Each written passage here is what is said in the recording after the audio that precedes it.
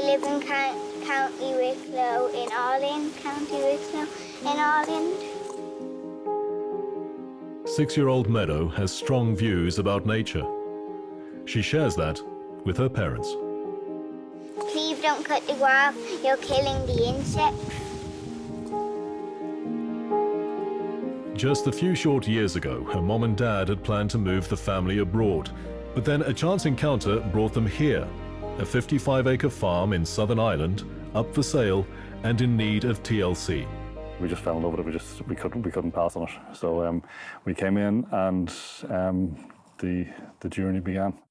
It was a journey into the unknown, transforming this place into a vegan organic farm that made a little money, provided a sanctuary for nature, and most importantly, showed a commitment to a better world for Meadow and her siblings. We're learning on the ground. We learn, we make mistakes every year, we try and correct them. We come to it from a place of integrity. That's the main thing. We want to do the right thing. Like much of agricultural Ireland, this land was in decline. Its soils robbed of nutrients from years of over-farming. Insect life virtually wiped out by pesticides. Paul set about changing that. He doesn't spray chemicals, and he set aside meadows, allowing nature to choose its own path. For him, it's as much about being able to look his children in the eye as it is about helping to fix what he believes is a broken system. We need to get serious about it now. I'll probably get out of it in my lifetime without seeing too much trouble, but my youngest is 6 years of age. What do I say to her? You know, sorry we knew, but we did nothing. That's not going to cut it. The world's population is projected to reach 9 billion in the next 30 years. That's a lot of mouths to feed, and so, unsurprisingly, farming is increasingly looking like this. Estimates put the number of farm animals reared for food globally at around 70 billion a year, and about 2/3 of those are farmed intensively.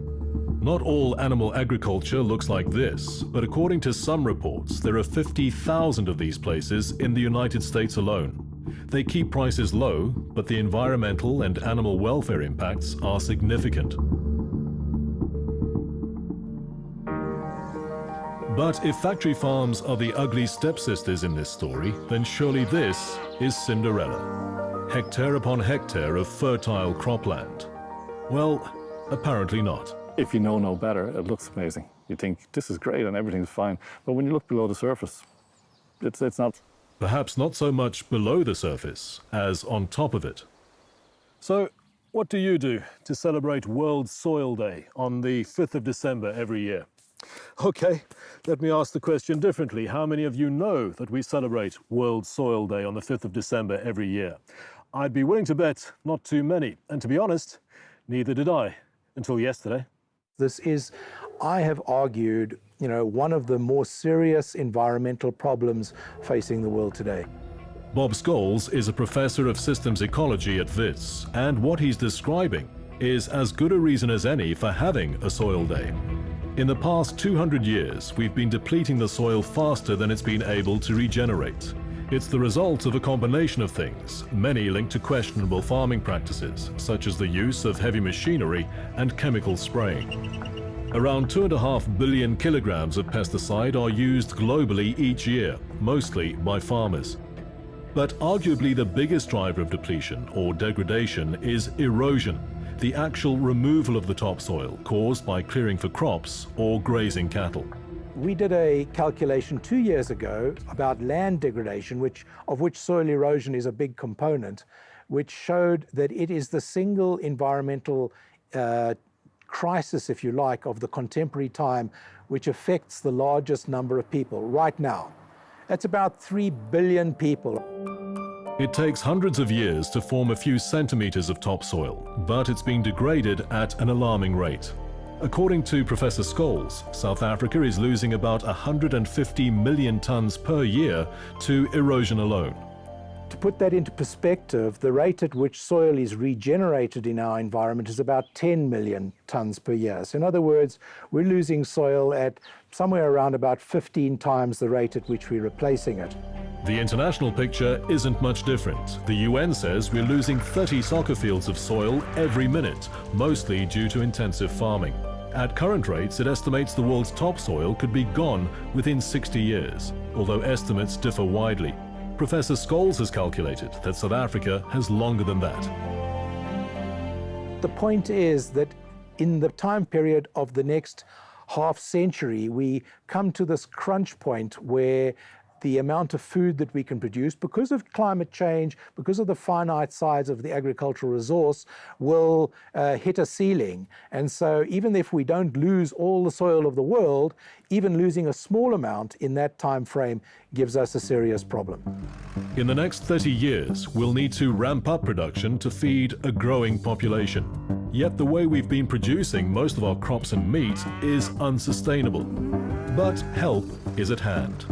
Around the world, people are hard at work trying to produce food more sustainably, some in ways a lot less conventional than what Paul is doing.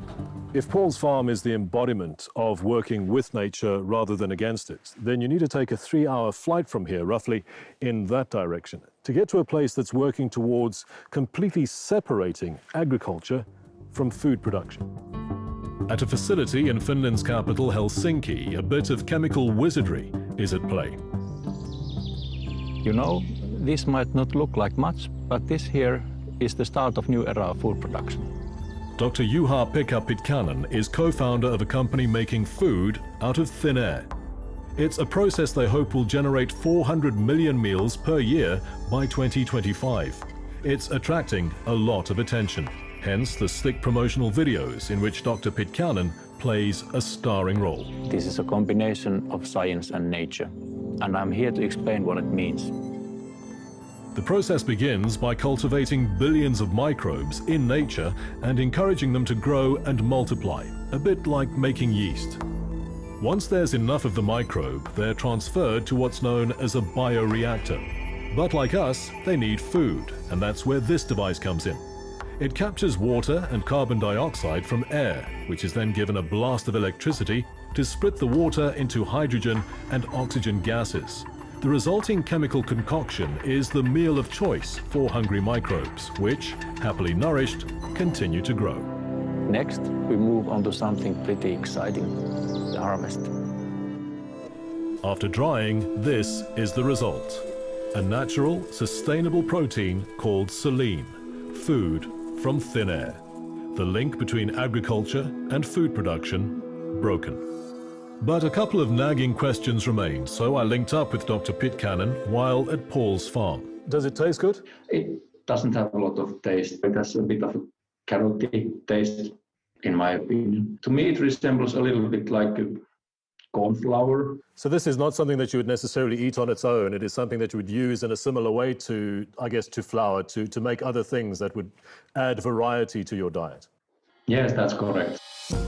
If successful, it could help reduce our consumption of meat and dairy. And if you're wondering how that will aid the revival of soil, consider that livestock consume close to 34% of global crop production. I think meat eating will be kind of a specialty in the future. Maybe like a festive meal or something. But not every solution to this crisis needs to rely on technology quite as extraordinary or even startling as this. In fact, many involve doing what we're doing already, just better. Amongst all the things, all the environmental crises which we are facing, this one is the easiest to solve. The solutions are well known. And for Africa in particular, where agricultural land is still underutilized, that could even mean ramping up production, but in a way that doesn't repeat the mistakes of the past. We have an opportunity to leapfrog directly into a much more ecological form of agriculture that involves mimicking the way natural ecosystems work, because they've been able to conserve their soil for millennia. And though it's still a work in progress, There's no secret recipe. It's actually slightly embarrassing how little you have to do. It's stepping back a small farm in County Wicklow in Ireland is helping to show the way. People say, leave a strip for nature. What we've done is we take the strip for us and we leave the rest for nature.